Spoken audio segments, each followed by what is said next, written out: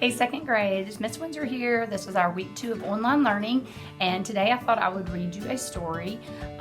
We are going to continue this week with our objective of recounting stories like fables and folk tales and determining the central message, lesson, or moral. So today I have a fun little story for you. It's called Why the Spider Has Long Legs, and it's an African folk tale written by Charlotte Gullion and illustrated by Steve Dorado. So let's get started. Why the Spider Has Long Legs, an African Folktale. Characters: Anansi the spider, Kima the monkey, Swallow the antelope, and Kiboko the hippopotamus.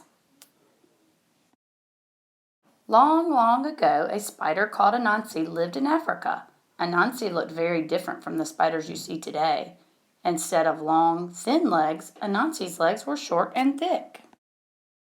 Anansi was a very clever spider. He was also always hungry, but he was too lazy to cook.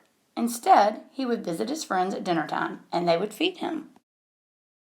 One day, Anansi went to Kima the monkey's house and smelled a lovely dinner cooking on the fire. "I'm cooking beans," said Kima. "They will be ready in about a half an hour." But Anansi could not wait. Anansi tied a silk thread around one of his legs and gave the other end to Kima. "Pull this thread when dinner's ready," Anansi told Kima, and off he went. Next, Anansi went to Swallow the antelope's house. "I'm cooking vegetables," said Swallow, "but they are not quite ready." So Anansi tied a thread around another leg and asked Swallow to pull the thread when dinner was ready. Anansi went on to Kiboko the hippopotamus's house. "I'm cooking rice," said Kiboko, "but it is not ready to eat yet." Once more, Anansi tied a thread around another leg and asked Kiboko to pull it when the food was ready to eat.